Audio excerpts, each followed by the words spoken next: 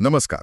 भारतीय संविधान एक विशाल दस्तावेज है, लेकिन इसकी कुछ सबसे महत्वपूर्ण और व्यावहारिक जानकारी वो मुख्य अनुच्छेदों में नहीं बल्कि अंत में दी गई सूचियों में है। बिल्कुल। इन्हें अनुसूचियां या शेड्यूल्स कहते हैं। ये मूल रूप से ऐसी तालिकाएं हैं जिनमें अतिरिक्त विवरण होते हैं, जो मतलब मुख्य अनुच्छेदों के पाठ को सरल रखते हैं। शासन और प्रशासन के लिए ये बहुत महत्वपूर्ण है। तो चलिए आज इन्हीं 12 अनुसूचियों की एक गहन पड़ताल करते हैं। हम हर एक अनुसूची को क्रम से देखेंगे कि उसमें क्या है और परीक्षा के नजरिए से वो क्यों महत्वपूर्ण है। चलिए पहली श्रेणी से शुरू करते हैं, प्रशासन और संवैधानिक पद। इसमें पहली 4 अनुसूचियां आती हैं। पहली अनुसूची।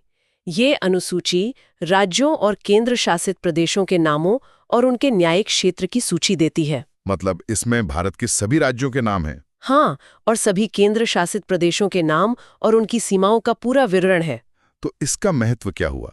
ये तो एक लिस्ट जैसी लगती है। इसका महत्व ये है कि यह भारत के भौगोलिक और राजनीतिक ढांचे को परिभाषित करती है। किसी भी नए राज्य के गठन या सीमाओं में परिवर्तन के लिए इसी अनुसूची में संशोधन करना आवश्यक होता है। अच्छा, अब दूसरी अनुसूची जो कि प्रमुख अधिकारियों के वेतन और भत्तों से संबंधित है। बिल्कुल। इसमें भारत के राष्ट्रपति, राज्यों के राज्यपाल, लोकसभा अध्यक्ष और उपाध्यक्ष, राज्यसभा के सभापति और उपसभापति भी। हाँ वो भी, और राज्य विधानसभाओं के अध्यक्ष और उपाध्यक्ष, सर्वोच्च न्यायालयों और उच्च न्यायालयों के न्यायाधीशों और भारत के नियंत्रक एवं महालेखा परीक्षक यानी सीएजी के वेतन, भत्ते और विशेषाधिकारों का उल्लेख है। तो ये बस एक सैलरी की लिस्ट है या इसका कोई गहरा मतलब है? नहीं, इसका बहुत गहरा महत्व है। यह इन उच्च संवैधानिक पदों की वित्तीय स्वायत्तता और गरिमा सुनिश्चित करती है। ठीक है, आगे है तीसरी अनुसूची जो शपथ से जुड़ी है। इसमें विभिन्न संवैधानिक पद धारकों द्वारा ली जाने वाली शपथ या प्रतिज्ञान मतलब ओथ्स एंड अफर्मेशंस के प्रारूप दिए गए हैं। जैसे कि कौन-कौन? इसमें संघ के मंत्री, संसद के सदस्य, सर्वोच्च न्यायालय और उच्च न्यायालयों के न्यायाधीश और राज्य के मंत्री वगैरह शामिल हैं। और ये क्यों जरूरी है? देखिए, ये पद ग्रहण करने वालों के लिए संविधान के प्रति निष्ठा और भारत की संप्रभुता को बनाए रखने की एक औपचारिक प्रतिबद्धता सुनिश्चित करती है। समझ गया। तो इस श्रेणी की अंतिम अनुसूची, चौथी अनुसूची, ये राज्यों और केंद्र शासित प्रदेशों के लिए राज्यसभा में सीटों के आवंटन से संबंधित है। इसका मतलब ये संघवाद से जुड़ा है? एकदम। ये भारतीय संघवाद का एक प्रमुख स्तंभ है, क्योंकि ये सुनिश्चित करता है कि संसद के उच्च सदन में राज्यों का प्रतिनिधित्व हो, और ये जो सीटों का आवंटन है ये जनसंख्या के आधार पर किया जाता है। ठीक है, तो अब हम दूसरी श्रेणी पर आते हैं, विशेष क्षेत्र और शक्तियों का विभाजन। हाँ, इसमें 5वीं अनुसूची है। ये अनुसूची अनुसूचित क्षेत्रों और अनुसूचित जनजातियों के प्रशासन और नियंत्रण से संबंधित विशेष प्रावधानों का वर्णन करती है। इसका उद्देश्य क्या है? इसका उद्देश्य आदिवासी समुदायों के हितों, उनकी संस्कृति और भूमि अधिकारों की रक्षा करना है। लेकिन एक बात ध्यान रखने वाली है, ये असम, मेघालय, त्रिपुरा और मिजोरम को छोड़कर सभी राज्यों पर लागू होती है। अच्छा, तो फिर असम, मेघालय, त्रिपुरा और मिजोरम के लिए क्या व्यवस्था है? उसके लिए छठी अनुसूची है। ये इन 4 राज्यों के जनजातीय क्षेत्रों के प्रशासन के लिए विशेष प्रावधान करती है। तो इनमें ऐसा क्या खास है? यहाँ की व्यवस्था थोड़ी अलग है। ये इन क्षेत्रों में स्वायत्त जिला परिषदों मतलब ऑटोनोमस डिस्ट्रिक्ट काउंसिल्स की स्थापना की अनुमति देती है, जिन्हें अपने क्षेत्रों में विधायी, न्यायिक और प्रशासनिक स्वायत्तता प्राप्त होती है। ये तो बहुत महत्वपूर्ण है। खैर, अब आते हैं 7वीं अनुसूची पर। यहाँ एक बहुत ही महत्वपूर्ण विषय आता है, केंद्र और राज्यों के बीच शक्तियों का विभाजन। हाँ, 7वीं अनुसूची इसी से संबंधित है। ये 3 सूचियों के माध्यम से शक्तियों का विभाजन करती है। पहली है संघ सूची यानी यूनियन लिस्ट, जिसमें राष्ट्रीय महत्व के विषय हैं। बिल्कुल, जैसे रक्षा, विदेश मामले, मुद्रा, इन पर केवल केंद्र सरकार कानून बना सकती है। इसमें करीब 98 विषय हैं। और दूसरी राज्य सूची, स्टेट लिस्ट। सही। इसमें स्थानीय महत्व के विषय हैं, जैसे पुलिस, कृषि, सार्वजनिक स्वास्थ्य। इन पर राज्य सरकारें कानून बनाती हैं। इसमें लगभग 59 विषय हैं। और एक तीसरी भी है, समवर्ती सूची या कॉन्करेंट लिस्ट।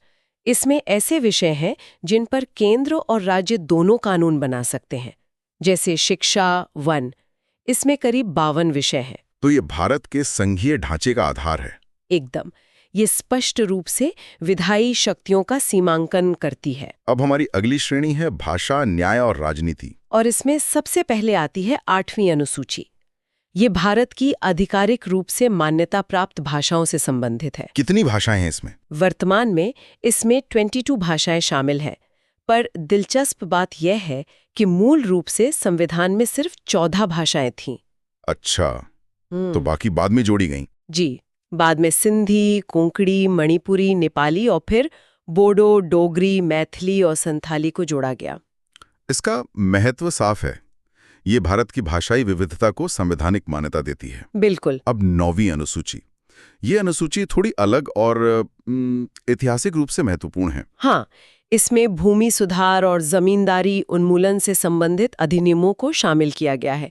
इसे पहले संविधान संशोधन 1951 द्वारा जोड़ा गया था। और क्यों जोड़ा गया था? ताकि इन कानूनों को अदालतों में चुनौती दिए जाने से बचाया जा सके, यानी उन्हें न्यायिक समीक्षा से बाहर रखा जा सके। तो इसने सरकार की मदद की? हाँ, इसने सरकार को बड़े पैमाने पर कृषि सुधार लागू करने में मदद की, हालांकि यह न्यायिक समीक्षा की सख्ती पर बहस का एक केंद्रीय बिंदु भी रहा है। और 10वीं अनुसूची, जिसे हम दल बदल विरोधी कानून के नाम से जानते हैं। सही। यह संसद और राज्य विधानसभा के सदस्यों की दल बदल के आधार पर अयोग्यता से संबंधित है। मतलब अगर कोई अपनी पार्टी बदलता है तो? हाँ, यदि कोई निर्वाचित सदस्य स्वेच्छा से अपनी पार्टी छोड़ देता है या पार्टी के व्हिप के खिलाफ वोट करता है तो उसे अयोग्य ठहराया जा सकता है। और इसका उद्देश्य? इसका उद्देश्य राजनीतिक अस्थिरता को रोकना और निर्वाचित प्रतिनिधियों की जवाबदेही सुनिश्चित करना है। और अब हम अंतिम श्रेणी पर पहुंचते हैं, जो शासन को जमीनी स्तर तक ले जाती है, स्थानीय स्वशासन। इसमें 11वीं अनुसूची है, जिसे 73वें संविधान संशोधन अधिनियम 1992 द्वारा जोड़ा गया।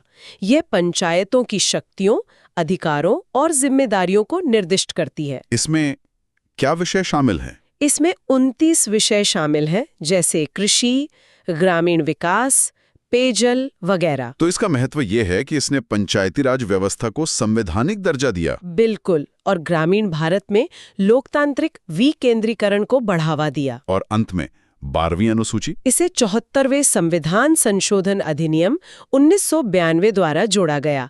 यह नगरपालिकाओं मतलब शहरी स्थानीय निकायों की शक्तियों और जिम्मेदारियों से संबंधित है। और इसमें कितने विषय हैं? इसमें 18 विषय शामिल हैं, जैसे शहरी नियोजन, सड़कें और सार्वजनिक स्वास्थ्य। तो ये शहरी स्थानीय स्वशासन को संवैधानिक आधार प्रदान करती है। हाँ, और शहरों में शासन को मजबूत करती है। तो ये थी भारतीय संविधान की 12 अनुसूचियों की एक संक्षिप्त लेकिन व्यापक यात्रा, भारत के क्षेत्र को परिभाषित करने से लेकर गांवों को सशक्त बनाने तक।